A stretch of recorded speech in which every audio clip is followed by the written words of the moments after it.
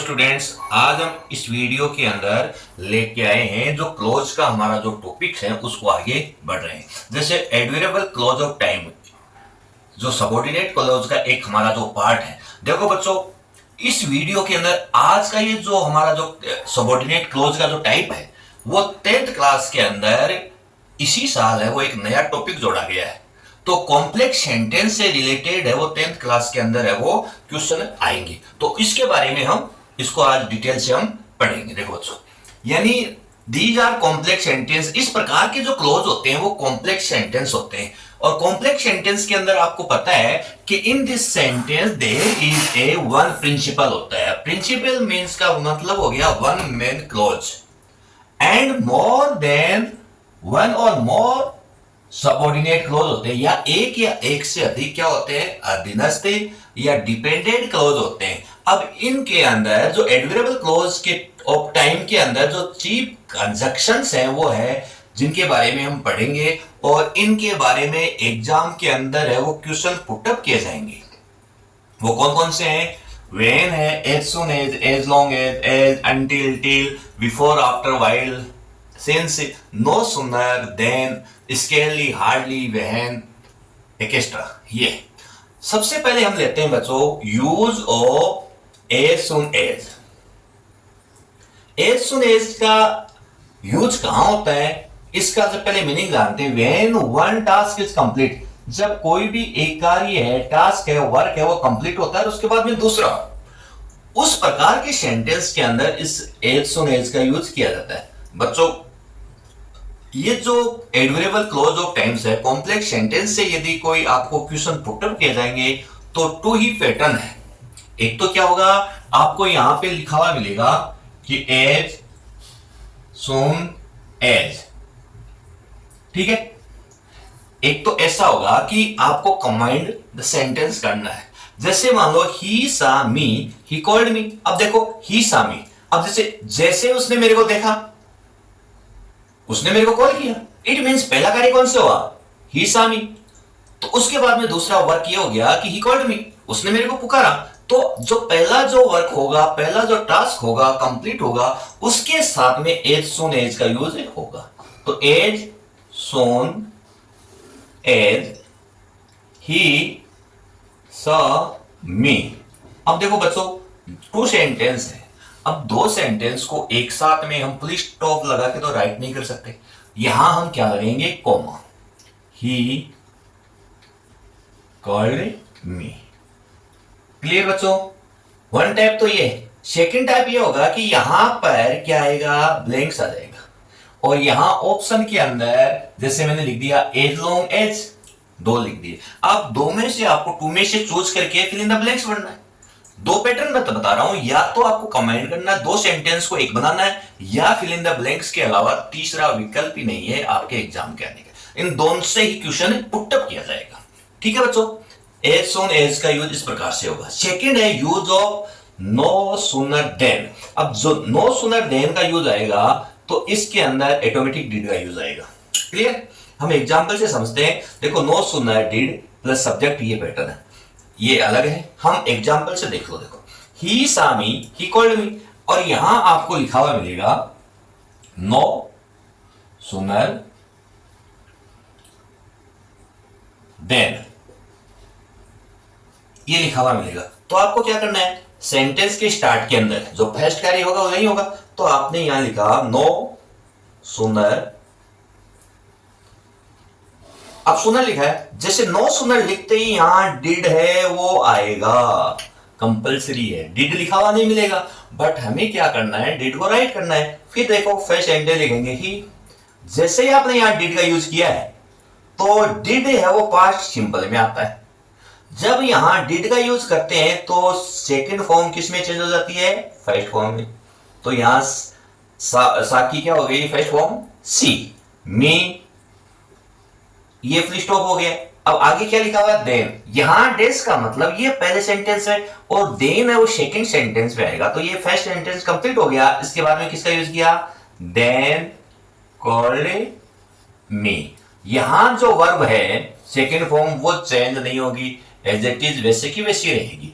First sentence के अंदर जो भी आए उसको हम सेकंड फॉर्म को फर्स्ट फॉर्म में चेंज करते हैं। रीजन क्या है? क्योंकि यहाँ पे क्या है? डिड है। डिड का यूज करते ही यहाँ सेकंड फॉर्म फर्स्ट फॉर्म में चेंज हो गए। सेकंड है क्वेश्चन है वो इस प्रकार से भी पुटअप किया जा सकता है कि आपको एज सुन एज दे दिया, as soon as we saw the robbers we fled away, यहां पे नो सुनर देन का यूज लिख दिया हमने, नो सुनर देन। देखो बच्चों यहां एज सुन एज आया है, इसके रिप्लेस पर हम क्या लिखेंगे? No sooner, no sooner did, वही बात है, डिड का यूज था नहीं।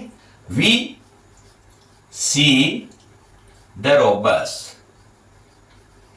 अब आपको पता है ये सेंटेंस यहां कंप्लीट हो गया और वी यहां सेंटेंस में इसमें क्या है? सब्जेक्ट। दूसरा सेंटेंस स्टार्ट हो गया तो यहां सब्जेक्ट है, तो ये सेकंड सेंटेंस है, तो इसके साथ में किसका यूज होएगा? Then we led away. तो इस प्रकार से किसका यूज हो गया? नो सुनर देन का यूज हो गया यहां पे। थर्ड हमारा जो अगला है जिसका हम यूज करेंगे, use of hardly, scaly, when, और इसके साथ में क्या है? बिफोर। व्हेन बिफोर के साथ में इसका यूज करेंगे, है ना। अब देखो बच्चों यहां हार्डली ये दिया हुआ है, तो आपको ये सेंटेंस दिया हुआ है, मैं आपको सेंटेंस के एग्जाम्पल के द्वारा ही आपको समझाऊंगा और उसी के द्वारा देखना। I had reach the station the train started, blanks में लिखा हुआ मिलेगा आपको, ब्रैकेट के अंदर लिखा हुआ होगा किसका है। तो बच्चों इसमें आपको क्या करना है? या तो आप ऐसा करो, हार्डली, हार्डली है वो फर्स्ट राइट कर दो, हार्डली हैड, हार्डली पहले राइट करोगे तो हेड पहले आएगा, और फिर आई रीच्ड द स्टेशन। ठीक है, फर्स्ट सेंटेंस कंप्लीट होते ही वहां पे किसका यूज हो गया? When the train started. Clear? अब सेकंड सेंटेंस में आप बताऊं कि आपको ऐसे भी कर सकते हो, we had sat down at the table the telephone the phone rang. ठीक है, आप क्या कर सकते हो? यदि सब्जेक्ट को यदि पहले राइट नहीं करो तो आप हार्डली हेड लिख सकते हो, यदि सब्जेक्ट के बाद में आप हार्डली का यूज करो तो ऐसा भी हो सकता है, वी हार्डली, वी हार्डली, है ना। वी हैड हार्डली करेंगे, यहां नहीं कि हार्ड, यहां इसी हेड के बाद में इसका यूज करेंगे, पहले इसका यूज नहीं करेंगे। क्लियर ना? तो यहां हम लिखेंगे कि वी हैड हार्डली, या आप इसको इसकी जगह स्केली आए तो स्केली कर देना। क्लियर? फिर बच गया क्या? Set down at the table, और ये जैसे कंप्लीट हो गया तो वहां पे हम किसका यूज करेंगे? When the phone wrong. Clear? तो इस टाइप से आपको यदि हार्डली, स्केली, व्हेन और बिफोर, आप ऐसा भी कर सकते हो, व्हेन की जगह स्केली के साथ में व्हेन की जगह क्या आ जाएगा? बिफोर आ जाएगा। क्लियर? तो दोनों, और हार्डली की जगह व्हेन का यूज करना है। अब देखो अगला है हमारा यूज ऑफ दो, ऑल्दो या ऑल्दो येट। देखो बच्चों ये इन सब का यूज किसके लिए होता है? कॉन्ट्रास्ट के लिए, यानी दो सेंटेंस दिए हुए उनके अंदर हमें विरोधाभास यूज होना चाहिए। यदि वो कॉन्ट्रास्ट बताते हैं तो इट मींस वहां पे ऑल्दो का यूज होगा, मगर यहां ब्रैकेट के अंदर लिखा हुआ मिलेगा। यदि आपको मान लो कि दो या ऑल्दो, दो लिखा हुआ मिले, यहां केवल ही दो ही लिखा हुआ मिले, तो आपको क्या करना है कि जो फर्स्ट सेंटेंस लिखा है उसके स्टार्ट में आपको क्या करना है? दो का यूज कीजिए, दो ही इज ए पुअर। अब जैसे ये सेंटेंस कंप्लीट हो जाए तो यहां पे स्टॉप की जगह क्या आ जाएगा? कॉमा, और सेकंड सेंटेंस स्टार्ट कर दो, ही इज ए ऑनेस्ट। दो ही इज और, यद्यपि वो क्या है? गरीब है, बट क्या है? वो ईमानदार है, ही इज ऑनेस्ट। और यदि यहां पे ये लिखे कि ऑल्दो येट का यूज करना है, इसका यूज करना है, तो आपको क्या करना है कि स्टार्ट के अंदर ऑल्दो, ठीक है, ही इज ए पुअर, फिर कोमा की जगह क्या करोगे? Yet, he is a honest. तो आप इसको इस टाइप से इसका यूज कर सकते हो। सेकंड सेंटेंस और देखो बच्चों, यहां पे यदि मैं ऑल्दो येट का यूज पहले करूं तो क्या आ जाएगा, although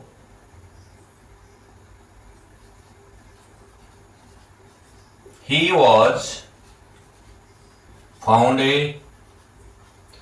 guilty yet he was not arrested। और यदि इसके अंदर केवल दो और ऑल्दो का यूज करना है, दोनों में से एक का यूज करना है, तो आप क्या लिख दिया, although he was found guilty, फिर कॉमा का यूज, और he was not arrested।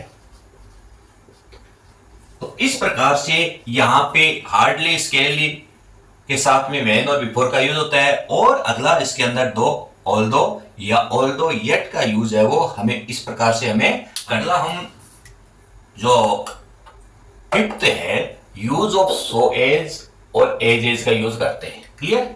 अब देखो बच्चों, सो एज का यूज है वो नेगेटिव में किया जाता है, नेगेटिव सेंस में, इट मींस वहां पर हमें नॉट का यूज करना है।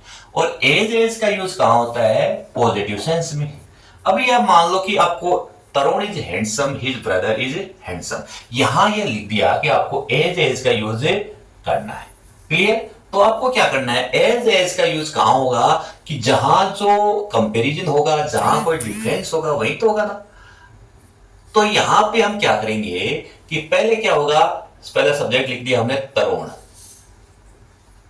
इज, अब यहां जो एडजेक्टिव है वो क्या है, हैंडसम है, तो इसके साथ में किसका हो जाएगा, ए हेल्पिंग वर्ब के बाद में क्या जाएगा, एज हैंडसम, एज। अब यहां हैंडसम हैंडसम दो बार आ गई, तो जो एडजेक्टिव है वो तो एक बार आएगी। अब बस क्या क्या किससे कंपैरिजन कर रहा है, हिज ए ब्रदर, यानी Tarun is as handsome as brother, his brother, यानी तरुण है वो अपने भाई के समान हैंडसम है। इट मींस एज का यूज है बच्चों पॉजिटिव डिग्री के अंदर किया जाता है। ये क्या है, पॉजिटिव डिग्री का पार्ट है। There is no comparison between two subjects, अर्थात दोनों की जो हैंडसम है, जो ब्यूटी है, वो एक समान है, इसके अंदर कोई डिफरेंस नहीं होता है, इसलिए यहां एज का यूज किया जाता है।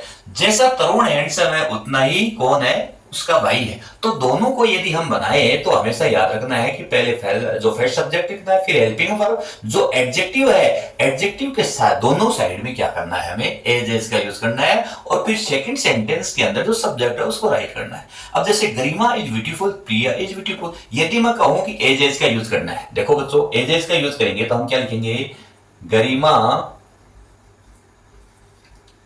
is as beautiful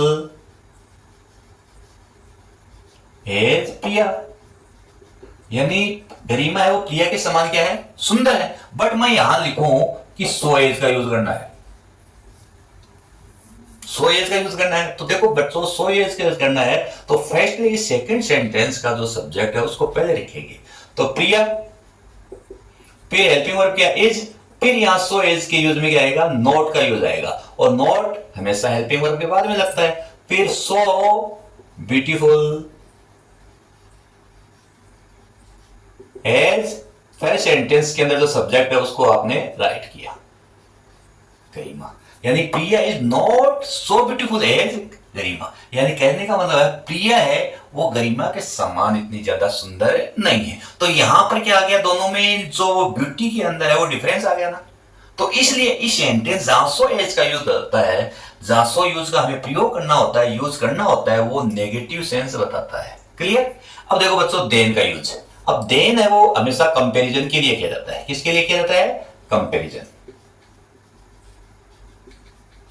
ठीक है। अब यहां आफ्टर कंपेरेटिव एडजेक्टिव और एडवर्ब के रूप में इसका यूज करते हैं। देखो मैं आपको दो पैटर्न से होते हैं उनके लिए बता रहा हूं। जैसे यहां पे यहां लिख दिया कि देन का यूज करना है, तो क्या करना है, ही इज ए वाइज और करीम इज वाइज। अब बच्चों देखो देन का यूज है वो कंपेरेटिव डिग्री में होता है, और कंपेरेटिव डिग्री में हमेशा क्या होता है कि किसी भी एडजेक्टिव के आगे ईआर का यूज होता है, या कोई भी एडजेक्टिव है उसके पहले मोर का यूज होता है। जैसे हैंडसम आ गया तो उसके लिए मोर हैंडसम, ब्यूटीफुल आ गया तो मोर ब्यूटीफुल, डिफिकल्ट आ गया तो मोर डिफिकल्ट। उसी प्रकार से फेट आ गया तो फेटर, वीक आ गया तो वीकर, उसके आगे लग गया, है ना। तो वाइज आ गया तो वाइजर। ये जैसे ही is wise, Karim is wise. अब यहां पे हम क्या लिखेंगे, ही इज। अब यहां वाइज का तो क्या हो गया, वाइजर, क्योंकि इसको हम क्या बनाएंगे, कंपेरेटिव डिग्री बनाएंगे। तो लास्ट के अंदर ई होता है किसी भी एडजेक्टिव के साथ, तो कंपेरेटिव डिग्री बनाते समय आर लगाते हैं। फिर क्या हो गया, कंपेरिजन किससे कर रहा है, देन का यूज हो गया, और सेकंड सेंटेंस के अंदर सब्जेक्ट क्या है, करीम। तो ये हो गया ही इज वाइजर देन करीम। अब डिफरेंस तो हो गया ना, वह क्या है, करीम से ज्यादा बुद्धिमान है। तो देन का यूज है वो कंपैरिजन के लिए जाता है, और वहां पे क्या होता है, टू सब्जेक्ट के अंदर कंपैरिजन होता है। क्लियर। अब देखो सेकंड सेंटेंस हम लिख रहे हैं, ये पॉजिटिव डिग्री का सेंटेंस है। अभी हमने पढ़ा है एज एज का यूज हुआ है, तो यहां पर भी मैंने लिखा है सी is as good as Lata.